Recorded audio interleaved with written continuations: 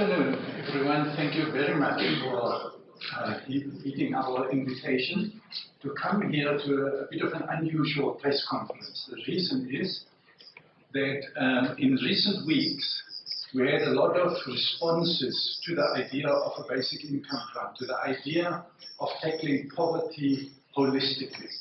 And that was triggered by a finding earlier this year by the World Bank, which took the measure of poverty for upper middle income countries like Namibia. And they came to a figure which would translate into a monthly income of about 2,500 for a person in order to free yourself from poverty.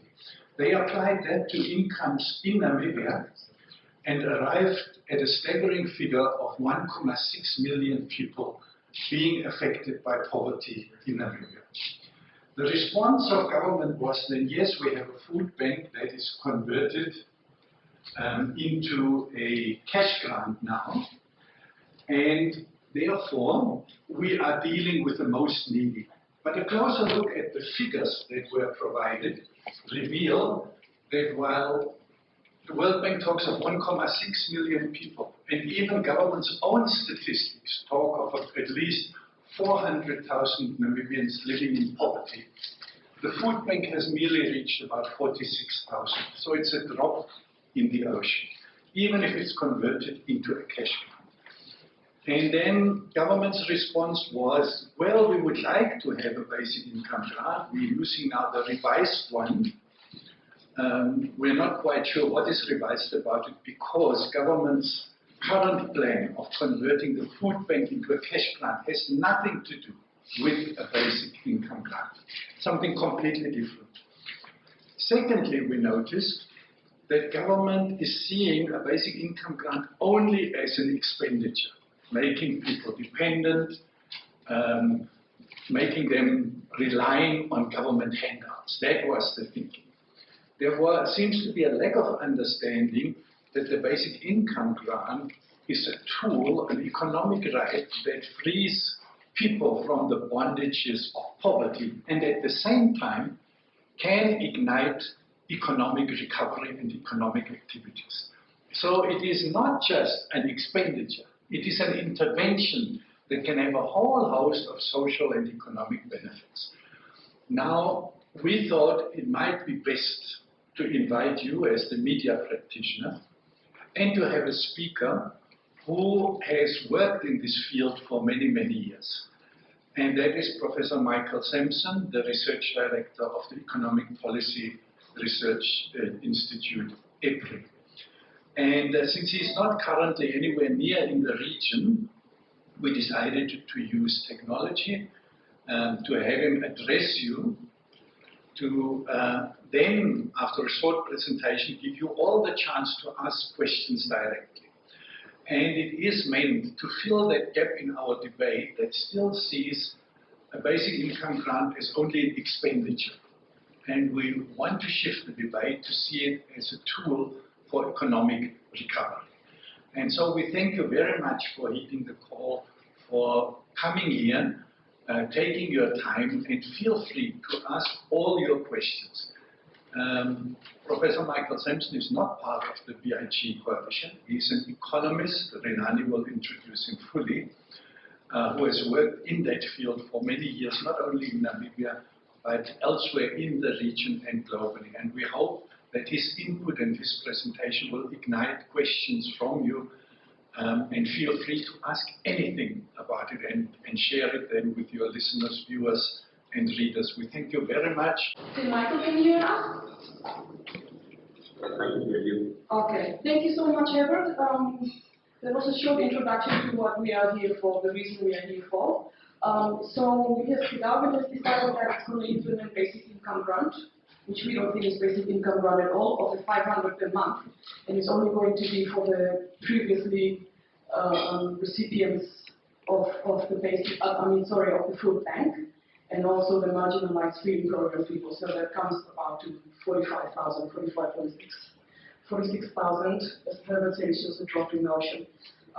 So the reason why we are here, the reason why the government is only going to change the the full ban into basic income grant is because, and only give it to 45,000 people is because apparently the government doesn't have money, it cannot afford it, and we decided that we're going to get an expert, an economist, and we thought that Michael would be a really good option when it comes to trying to demystify this whole thing of government not being able to afford it.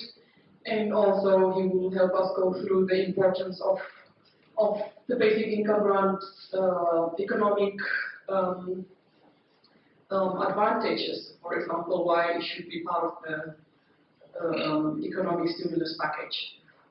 So to get right into our program, I'm just going to quickly introduce Michael. Actually, Professor Michael Samson is the research director of the Economic Policy Research Institute, which is a global research institute in Cape Town, South Africa. He has 36 years of experience working in social protection. He specializes in designing, implementing, monitoring, evaluating social protection programs and policies. And his project experience in these areas include work in about 58 countries in Africa, Latin America, Eastern Europe, Asia, and the Pacific, as well as many related publications. He has worked in Namibia and South Africa on various social protection initiatives since 1995, including microsimulation analysis, policy development initiatives, evaluations, and capacity building programs. He led the research for South Africa's Committee on Inquiry for Comprehensive Social Security that assessed policy options for social assistance with extensive microsimulation analysis, including options for expanding the existing system of social grants and the proposed introduction of a basic income grant. Now, Professor Samson holds a PhD in economics from Stanford University.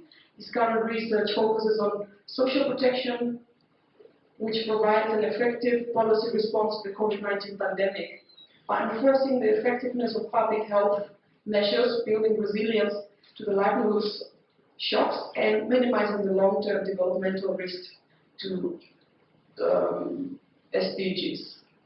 Thank you, Professor. It's over to you now. Great. I'll cover 4 main points in the next 15 minutes. First, briefly, what we mean by a basic income grant for Namibia, and then an overview of the key social and economic benefits, and then how we can conceptualize the cost and some of the research that has been conducted on the cost. And then I want to focus on a key design feature of a basic income grant, which is its universalism. We can define a basic income grant as a universal cash transfer delivered without any conditions to all Namibians. It's a Namibian idea. It came out of the 2002 NAMTEC Commission, and it was tested in a pilot in Otjibero, as we heard about just a couple minutes ago. And it expands the productive and equitable delivery of a public tax benefit system.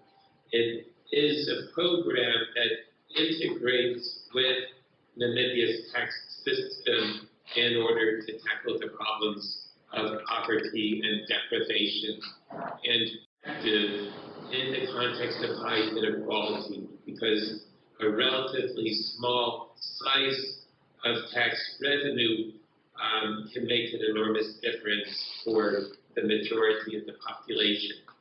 And as we see from this data, the World Bank's classification as an upper middle income country, we've heard from the president a couple of years ago, puts the country at a disadvantage in terms of receiving development partner support, but it puts the country at a great advantage in being able to mobilize the necessary resources for effective social and economic policy.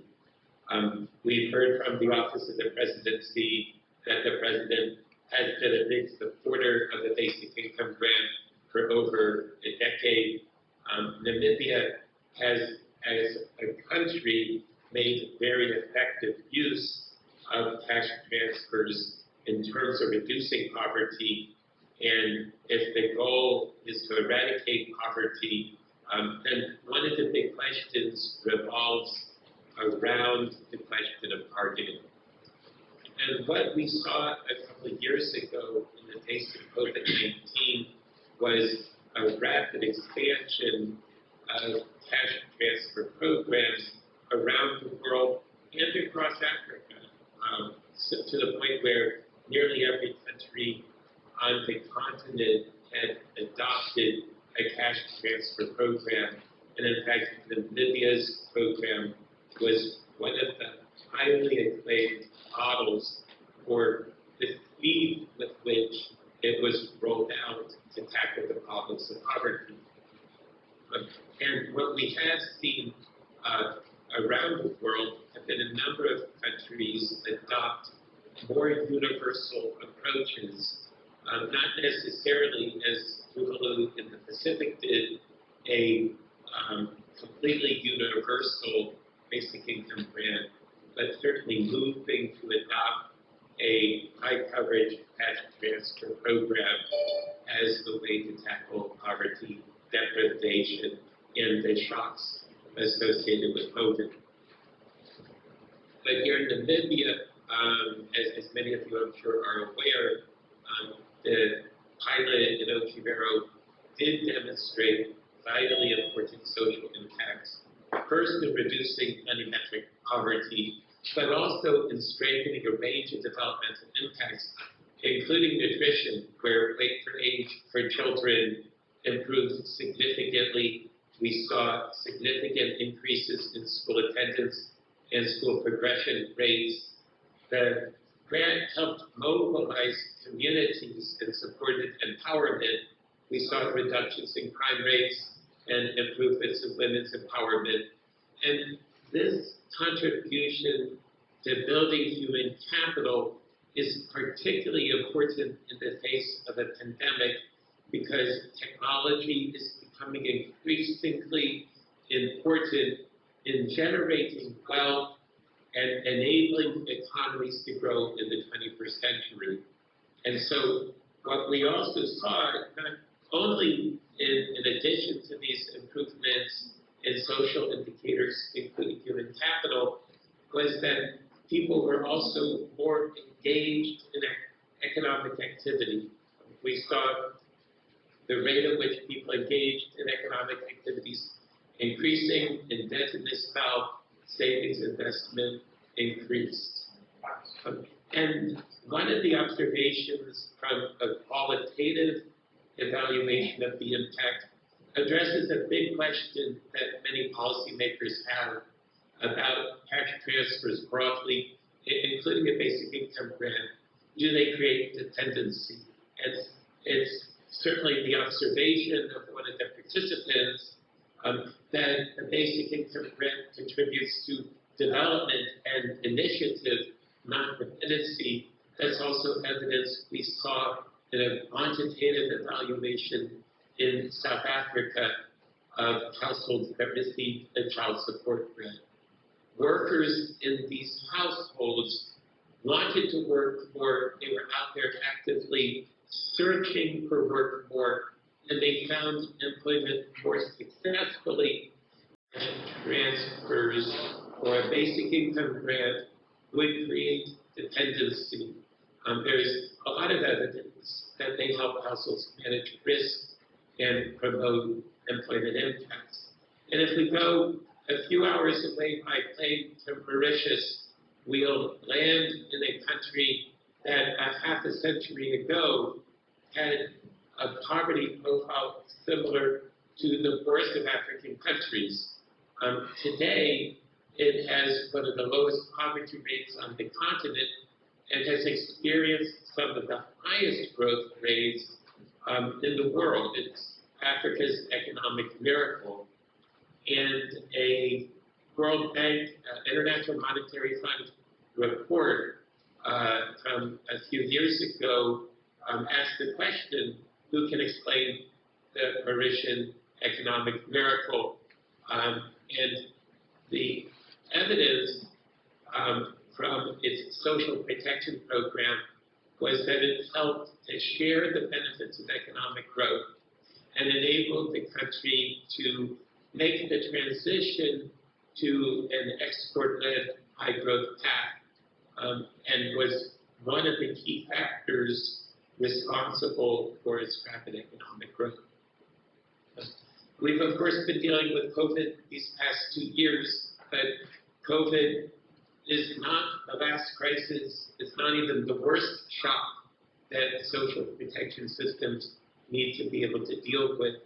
And basic income grant has been considered with its universal potential as an appropriate tool to deal with a universal shock that affects us all. And as governments faced with the challenges of poverty and deprivation, having the flexibility of reaching the entire population with a single efficient and effective instrument is proving very appealing as governments work on their policy options.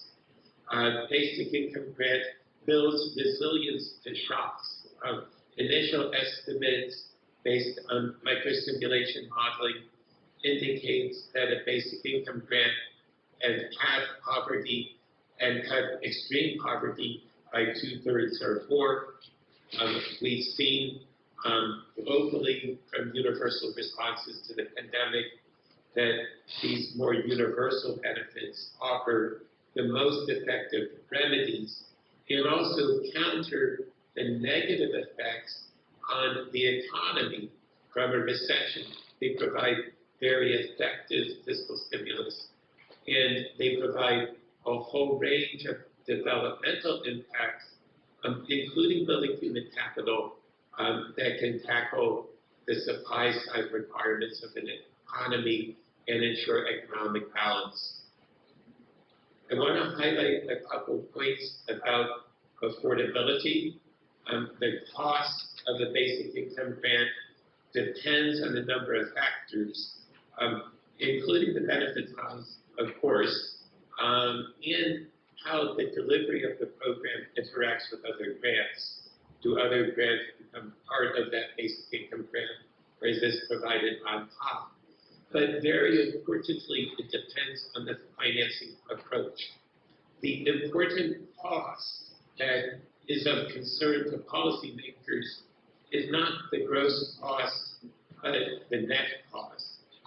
Basic income grants, and in fact, any kind of cash transfer are typically financed through the tax system. And for many people in the tax system, it represents a tax rebate. And so it's important to net from the cost of the basic income grant the amount that is being recuperated from taxpayers, particularly the part that is coming right back to the fiscus through the taxpayers' own spending.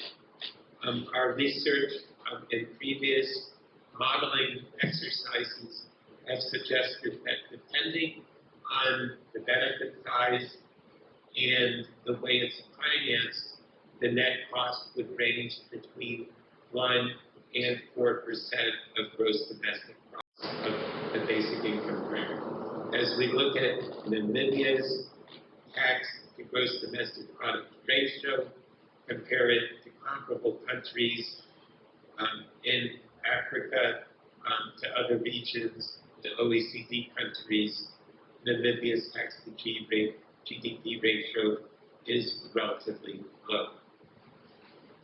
I want to just highlight before I conclude a very important design feature. Should cash transfers be targeted, or should a universal basic income grant be provided to all Namibians? And there are a number of vital features of universalism. They define the basic income grant, and they're vitally important for the developmental impacts. First, universalism builds national solidarity and strengthens social cohesion. Targeting, no matter how we try, it is the design feature that keeps us awake at night.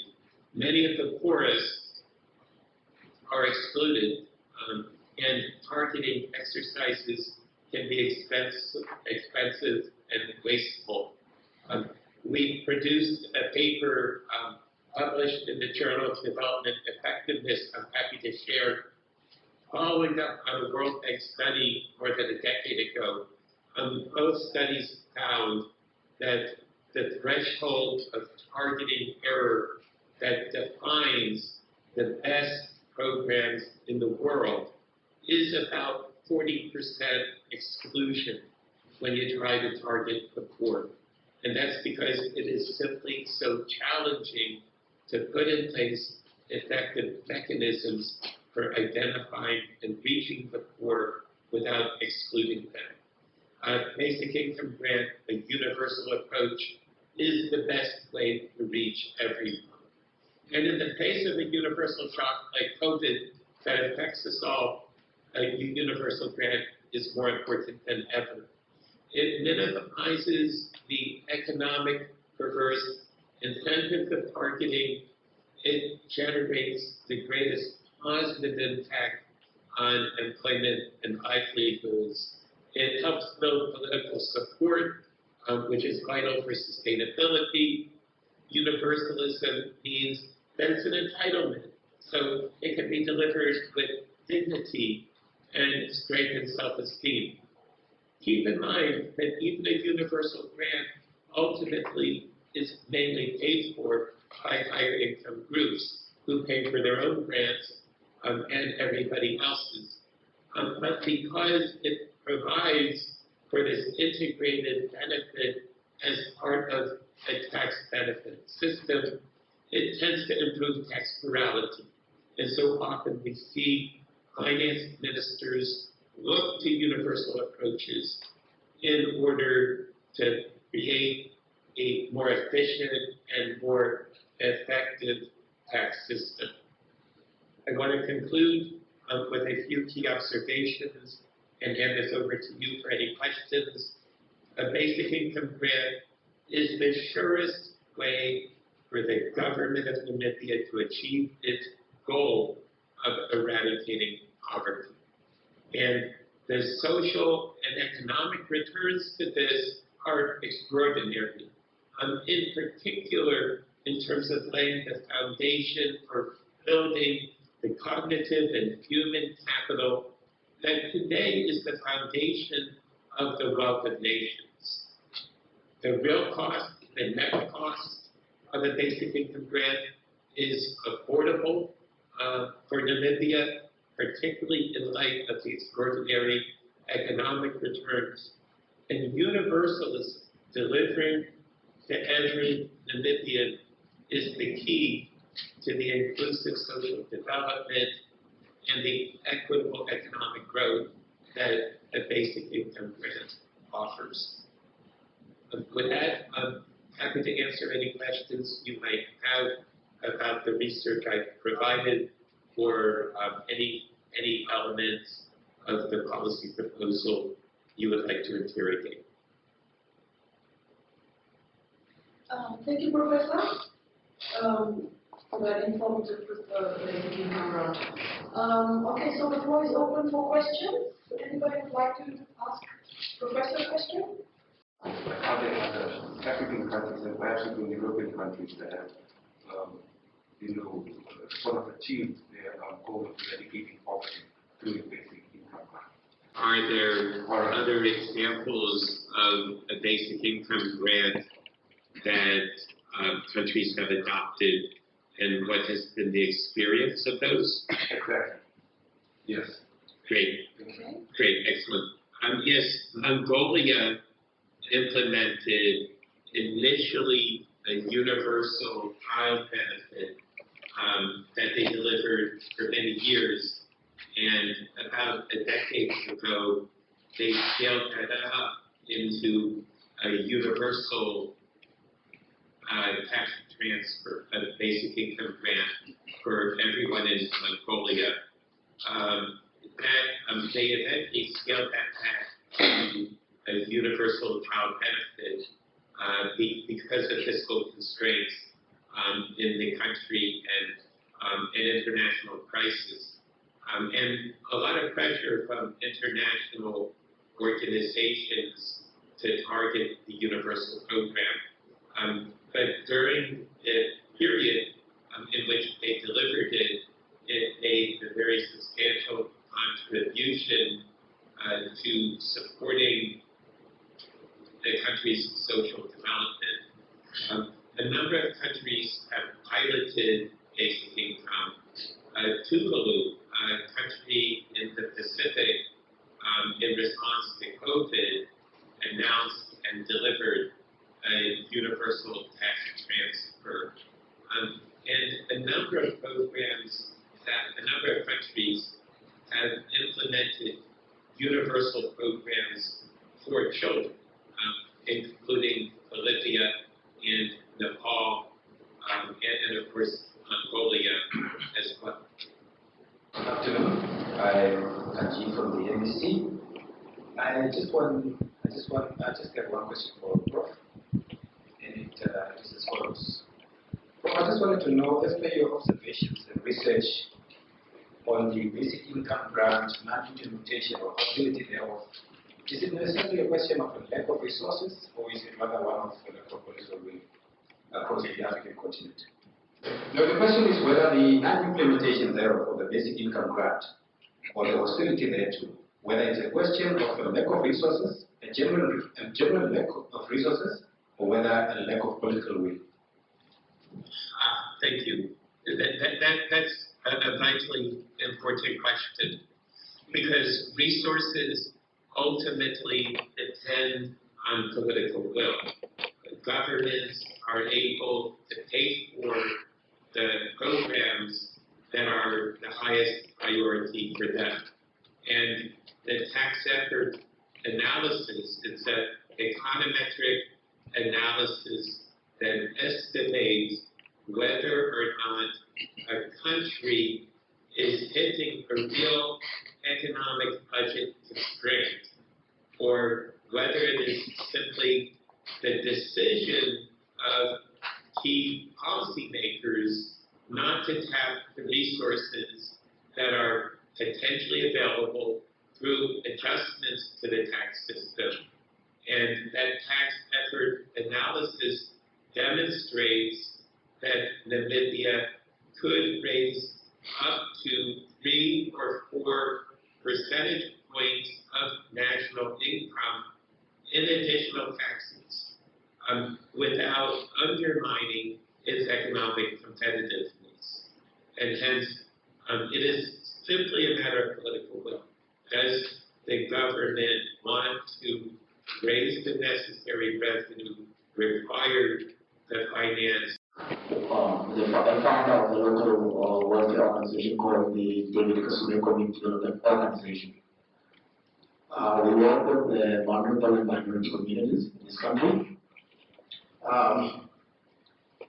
My concern is that with the introduction of the BIG, that the government just recently announced with the cabinet resolutions. What worries us is that of course, I do not want to pose this question to you, but in general, to the academic administration, whether there's a white paper on the policy document of this, what we call it, the concept paper, that is still to be seen. Maybe members of the journalists of the houses who are here, maybe they can help us to get access to that, to those information. The IG is seen to be not discretionary. Of course, Namibia has a welfare grant for the heritage persons. Unfortunately, the new BIG to be introduced doesn't cater for the marginalized. More than 60% of our population, especially the young people. That is quite a cry. A not cry, given that the young people are faced by now 53% unemployment rate with no hope for the future. That's all for my part. I hope I was quite clear. Thank you, Michael. Unfortunately, I'm wondering if it's possible to bring the microphone closer to the people asking questions, because it's not coming through the connection very clearly, or perhaps if Herbert or Inga, if you're near the computer, maybe just repeat the question. Okay.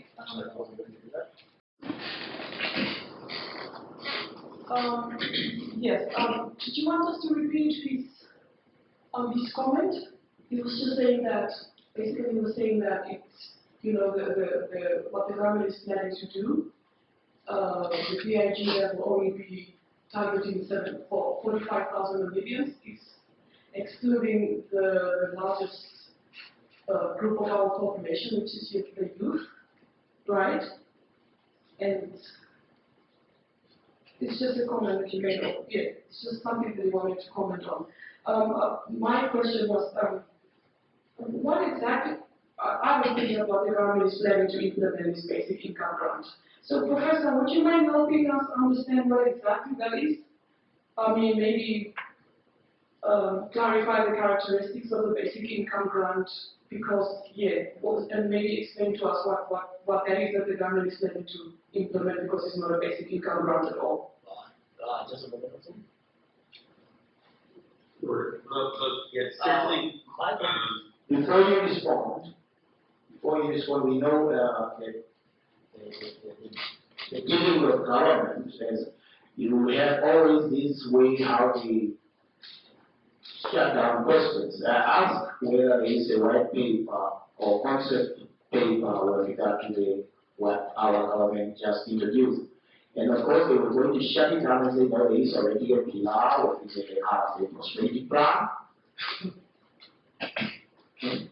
Please let us not be deflected to that. We want the white paper that is outlining the new EIG that we're talking about, the EIG.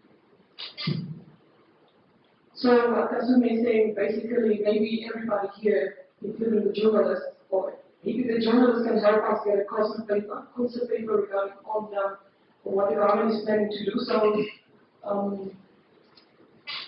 more or less like that, yeah? Okay. Yes, I cannot imagine the importance of, such a paper being made public, but do we really have a chance of getting that paper public, made public by the Ministry of Gender and Poverty Eradication? Would you like to answer to that, or maybe just comment? It's not a question, but just a comment before I give you somebody else to answer a question. Is that a question for me? Because No, sorry. It was just a comment. Okay. Yeah, it was just a comment. I thought maybe that you would want to respond to that comment or add anything. Yeah, and unfortunately, I'm struggling to hear the comments, and I'm wondering if it's possible to move back up closer to the person who's speaking, because it seems, I'm not sure if they're using a microphone, but it's not going into the computer input very well. But when you're close to the computer, I can hear the question fairly well, but from a distance, it's a little bit challenging. But I think I've heard the question about a white paper that the journalists have not been able to get access to. And I do not have access to it either, and I'm not sure if that is available. Perhaps that is the question. Yes, and also what you think of what the government is planning to implement, converting the food bank into a a basic income grant, but from the look of things, that is not a basic income grant. So what do you call that, Professor, what the government is planning to implement? I mean, from what I understand, the government's proposal is to try to target very narrowly cash transfer. As we heard in the introductory remarks, the extent of poverty and vulnerability in Namibia is enormous. Over 1 million people, and targeted benefit that reaches a tiny fraction of that will not be adequate to deliver first on the goal of effect, and they have to make tough choices about what is important in terms of expenditure, but they also have opportunities to expand those budget constraints by making adjustments to tax rates, and those could be value-added taxes, those can be income taxes, which can include corporate or individual income taxes, they can include capital gains taxes. There are a whole range of tax mechanisms finance ministries have at their disposal.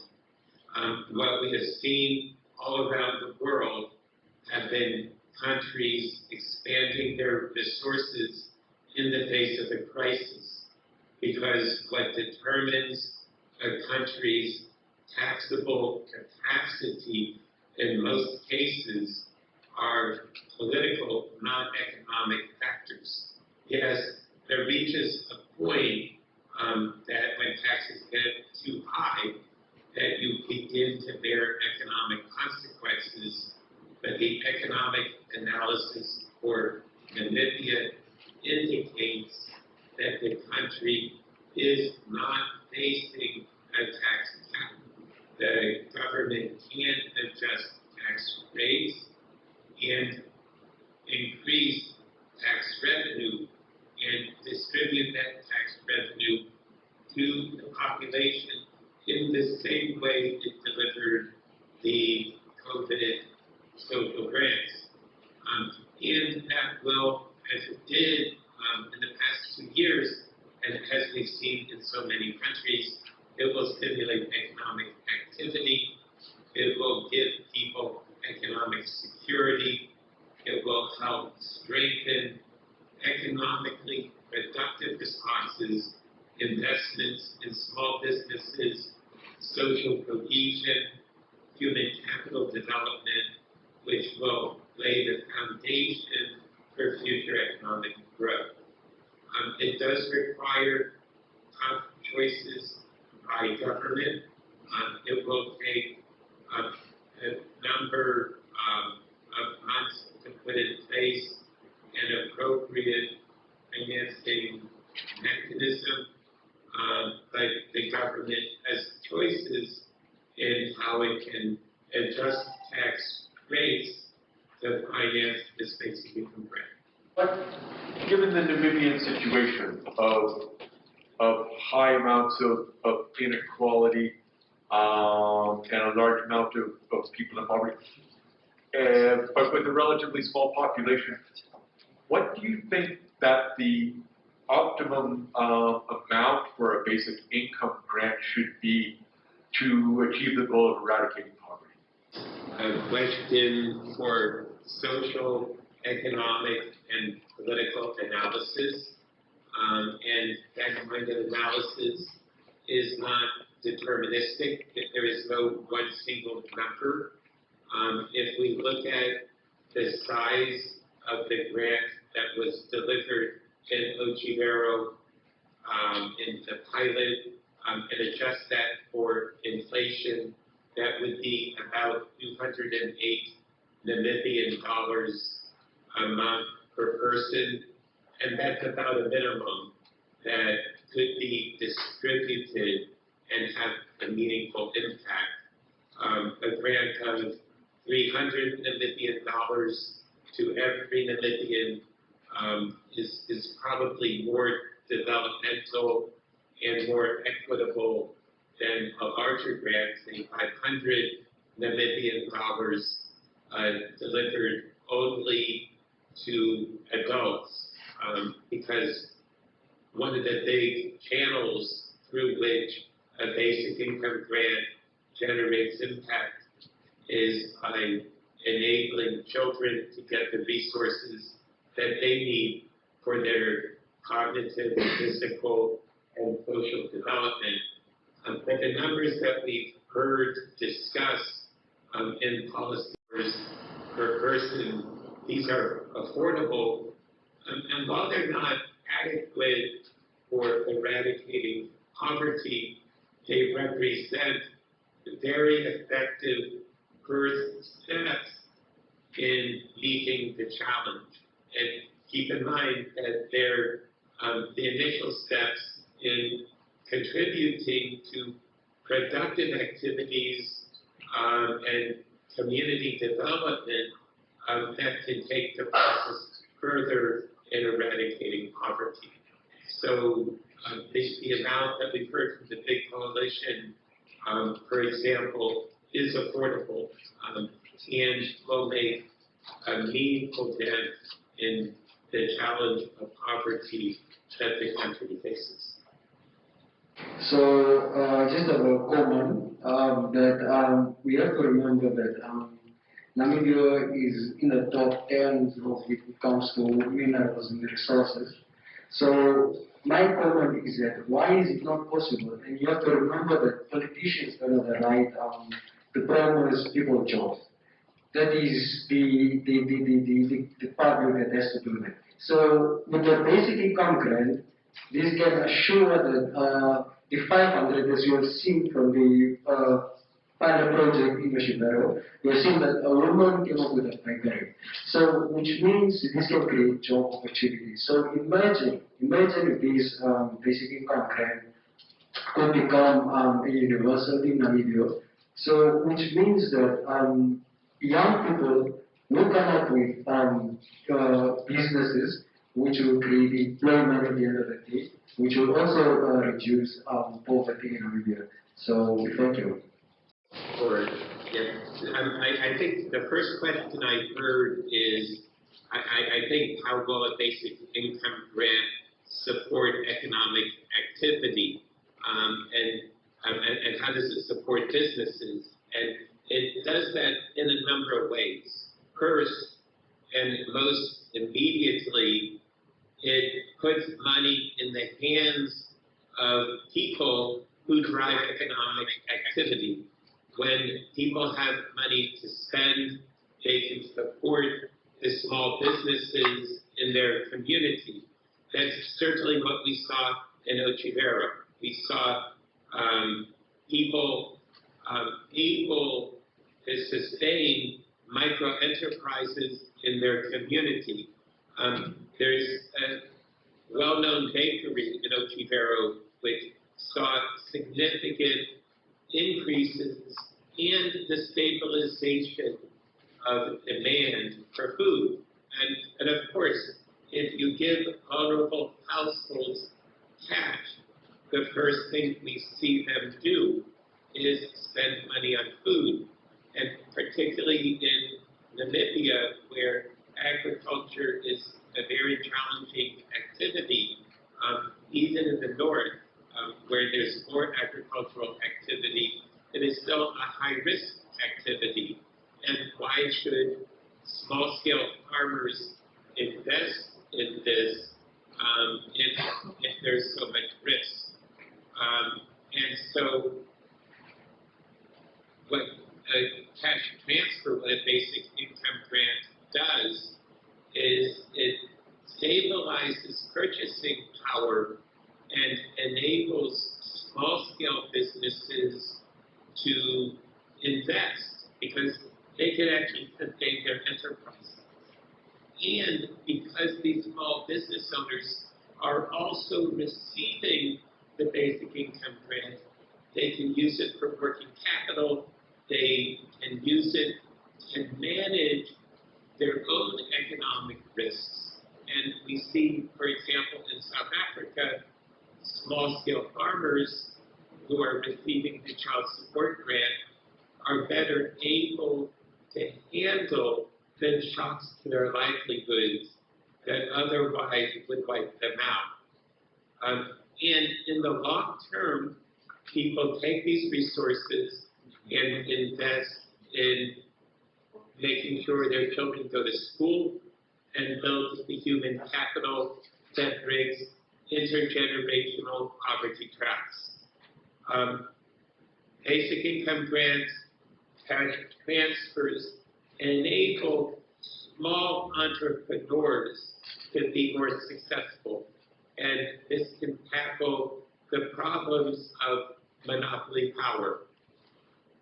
We've seen that the fiscal stimulus from these cash transfers tend to have positive effects, raising employment rates, both increasing the demand for labor and making it easier for people to more effectively supply themselves to the labor market. And so they're good for livelihoods, they're good for promoting decent work as well. But countries that tend to increase their tax also create this effect where foreign direct investment is lost, because many of these foreign businesses or multinational companies will opt to invest in countries with much lower taxes. So right now, as we can see, our president is currently on a trip to Europe to secure some foreign direct investments for huge projects such as the green hydrogen project in the country. But just maybe if you could just explain, could perhaps the government's apathy or attitude towards refusing to implement this basic income grant in the country be also linked to, let's say, these multinational companies looking for countries with much lower countries' international competitiveness, and taxes are one of the factors investors look at. But what investors worry about more than taxes is profits. And unless a country can deliver a healthy and productive labor force ready to contribute to building the kinds of enterprises that can be profitable, they will never think about investing in the first place. When a country has a poverty rate as high as what we heard the World Bank report, we see investors worrying about social cohesion and the fundamentals of human capital and the abilities of households to manage the social risks they face. Those are far more important considerations. Warren Buffett is one of the world's most famous investors and one of the world's most successful. And we hear him constantly exhorting governments to raise their taxes. He's happy to pay the taxes that governments want him to pay, as long as he has the fundamentals that make him profits, and he's able to manage those. He's not afraid of taxes. He wants to find opportunities to increase his profits and returns, to invest in themselves, to invest in their livelihoods, to invest in their communities, to invest in their nation. And that's good for everyone. It's good for people to tackle their own poverty and reap their own rewards because they have the capital, they have a share in their nation's wealth. That does not take profits away from investors. It builds a thriving economy. And that's what all investors want. Domestic investors within Namibia, international investors outside Namibia. They're not going to be afraid of a 2 or 3%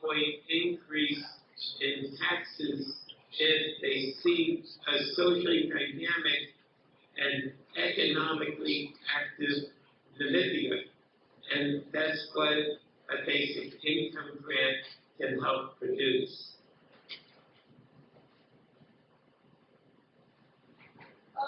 Okay, I think we're about to round up our press conference. Just one last question or one comment. Anybody? Or should I go ahead? I mean, we've been on the basic income grant, or we've been at the forefront of the basic income grant movement in Namibia, and the comments that we've heard so far, many comments that the government is using the basic income grant as a political tool. That it's only, the reason why they are converting basic income grant into food bank because it's mainly, supporters of the ruling Swapo party that will be benefiting from it. So is that something possible that, governments do use things like that as political tools? Or do you have any comment on that, just to conclude? And then maybe after that you can also make your concluding remarks. Great. No, I mean, that's a really important point, and often observers look at how policymakers make their decisions. And there's a reason we have a democracy. We have a democracy because we want good policies. And politicians will put on the table good policies because they want to be reelected. And there's no problem with that. Basic income grant is not only a popular policy, it is also a good policy. And politicians who adopt good policies should be rewarded with people's votes. To say, oh, this is a populist policy, you're just trying to buy votes. Well, what's the alternative? Government's putting in place bad policies so they don't get elected. No, we teaching the political deal that democracy offers. Politicians work for their people. They put in place good policies, and those good policies create a strong, prosperous, and happy nation. And we love those politicians, and we vote for them, and we keep them in power because we want to continue to see good policies. Let's encourage our political leaders to put on the table good policies like a basic income grant. I'm happy to make those my concluding remarks unless there are more questions. Good policies will eradicate poverty.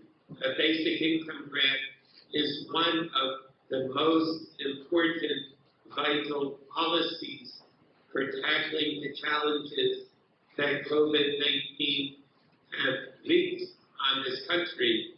A basic income grant will tackle the challenges of that shock and the poverty it has caused.